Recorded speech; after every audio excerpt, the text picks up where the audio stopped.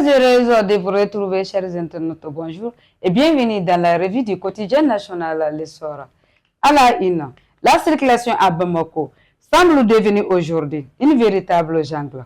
Presque chaque jour, des vies sont faussées sur les routes de la capitale à cause de l'indiscipline et de l'incivisme de certains conducteurs et autres chauffeurs. Dans une interview accordée à L'Essor, le directeur général de l'Agence nationale de la sécurité routière, Ousmane Meiga, explique les cas de dépassement entre les usagers de la route qui est à l'origine de nombreux accidents dans la grande métropole malienne. Découvrez l'intégralité de cet entretien sur notre site www.lessor.ml. La compagnie malienne pour le développement des textiles CMDT a tenu sa 106e session du conseil d'administration et adopté le budget 2026, équilibré à 418,5 milliards de francs CFA en produits, 408,3 milliards en charges et 10,5 milliards en investissement, pour un résultat net prévisionnel de plus de 10 milliards de francs CFA.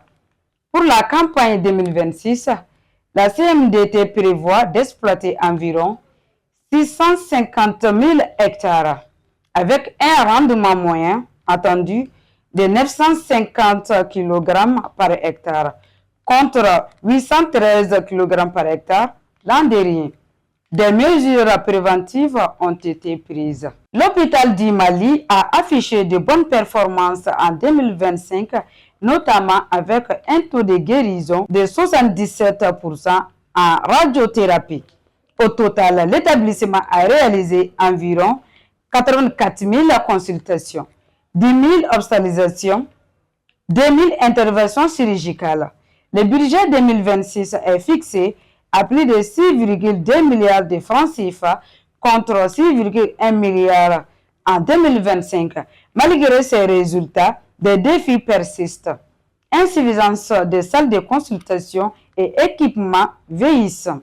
Des extensions, le renforcement du personnel et l'acquisition de nouveaux équipements sont prévus pour améliorer la qualité des soins.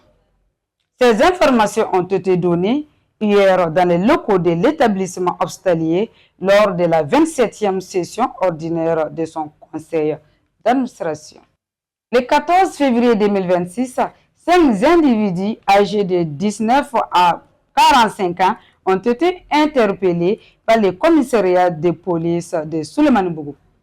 Ils sont soupçonnés d'être impliqués dans un réseau de fabrication et de commercialisation de fausses vignettes automobiles, constituant une fraude fiscale. Les perquisitions ont permis de saisir plus de 600 vignettes contrefaites des années 2025 et 2026, des dizaines de timbres fiscaux et plusieurs cachets servant à authentifier les faux documents pour une valeur estimée à plusieurs dizaines de millions de francs CFA. Les suspects ont été placés sous mandat de dépôt et l'enquête se poursuit pour démanteler d'éventuelles ramifications du réseau.